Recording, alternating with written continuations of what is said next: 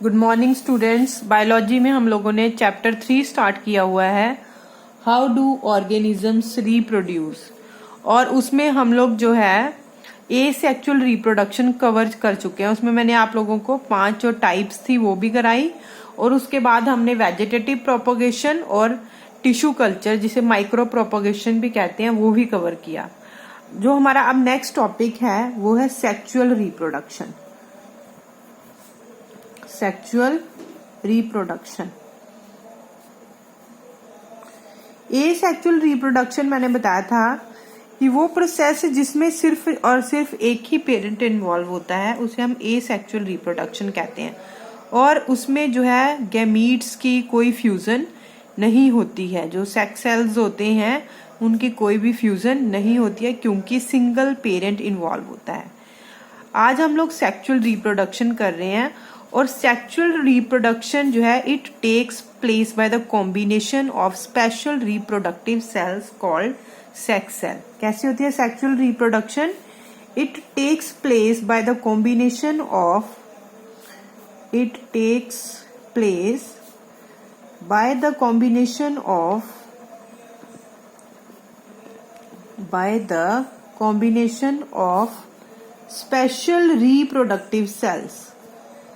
special reproductive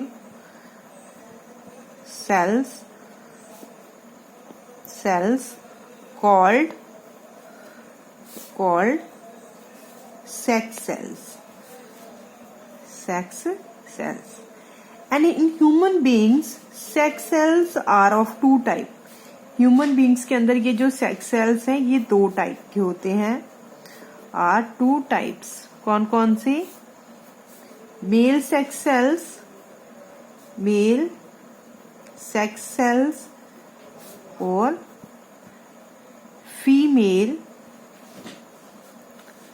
sex cells, जो कि अलग अलग पेरेंट से जो है आते हैं। मेल सेक्स सेल जो है वो मेल पेरेंट से मिलता है, और जो फीमेल सेक्स सेल है वो फीमेल से मिलते हैं।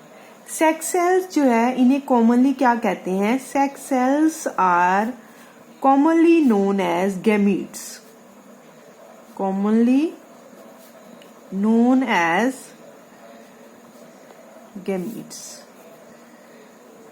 कॉमनली जो है सेक्स सेल्स को गैमीट कहा जाता है, male gamete, female gamete.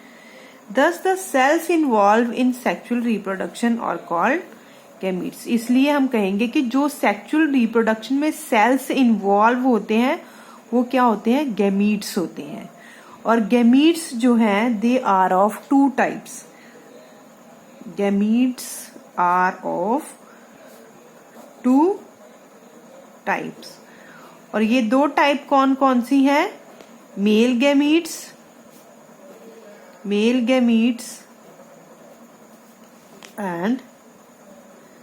and female gametes।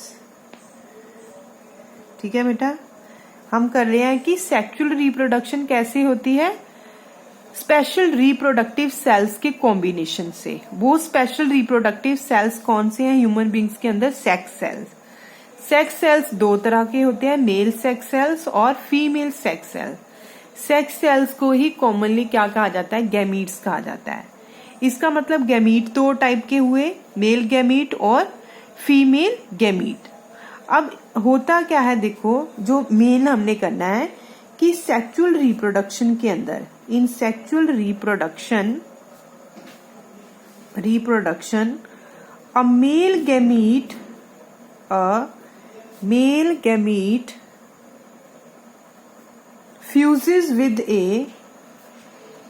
fuses with a female gamete to form a new cell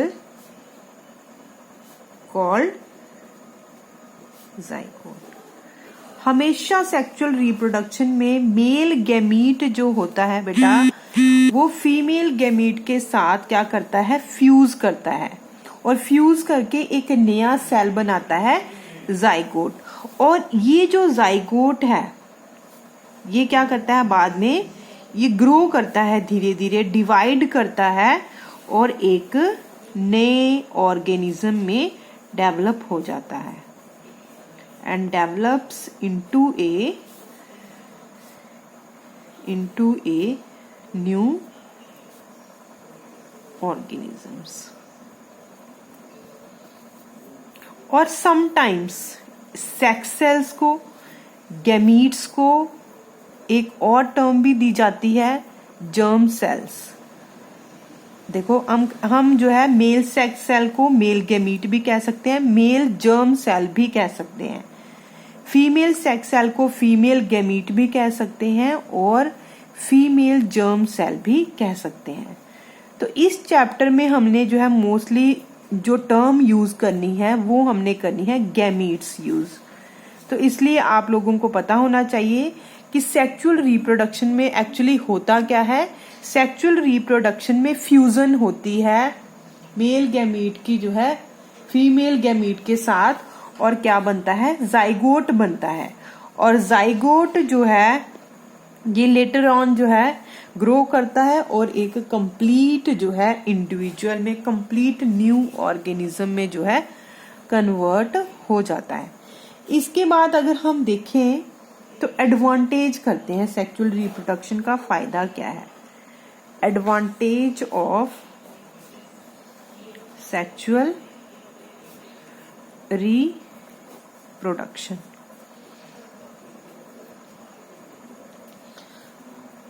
sexual reproduction results in genetic variation. देखो बेटा, सेक्सुअल रिप्रोडक्शन के कारण क्या आती हैं, वेरिएशंस आती हैं, भिन्नताएं आती हैं, जिससे कि नए स्पीसीज का क्या होता है, जन्म होता है। क्योंकि देखो सेक्सुअल रिप्रोडक्शन में मेल सेल्स भी इन्वॉल्व हैं और फीमेल सेल्स भी इन्वॉल्व हैं। और जब रिप्रोडक्शन होनी है, जब जाइगोट बनना है, तो वो दो पेरेंट की वजह से बन रहा है। मेल पेरेंट, कुछ उसके अंदर कैरेक्टर्स मेल पेरेंट के आ रहे हैं, कुछ फीमेल पेरेंट के आ रहे हैं। और उस जाइगोट के अंदर जो कैरेक्टर्स जो है कुछ नए भी बन रहे हैं। तो एसेक्सुअल रिप्रोडक्शन में एक ही पेरेंट इन्वॉल्व होता है। जो कैरेक्टर पेरेंट में होंगे वो जो जाइगोट है उसके अंदर जो है अपने आप ही ट्रांसफर हो जाएंगे, जो नया इंडिविजुअल बनेगा, जाइगोट नहीं, जो नया individual. But in case of sexual reproduction 2 parents are involve and whenever 2 parents are involve there is a result in genetic variation। Genetic variation आ सकती है, भिन्नताएं आ सकती हैं। तो भिन्नताएं आएंगी तभी तो जो है नए स्पीसीज का जो है एवोल्यूशन होगा, नए स्पीसीज जो है इवॉल्व होंगी। तो यहाँ पे हम लिख सकते हैं कि sexual reproduction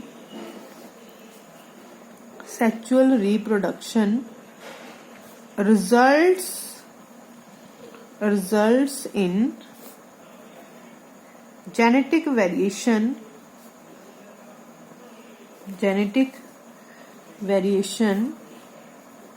which ultimately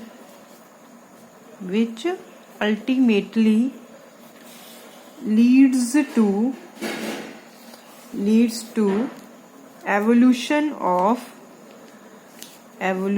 of new species। So this is the advantage of sexual reproduction।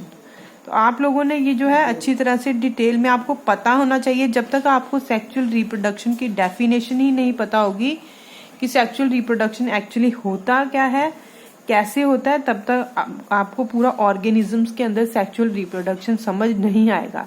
तो आपने पहले इसे अच्छी तरह से जो है समझना है, फिर हम जो है नेक्स्ट स्टार्ट करेंगे। तो आप इसको कॉपी में नोट डाउन भी करोगे और इसको लर्न भी करोगे।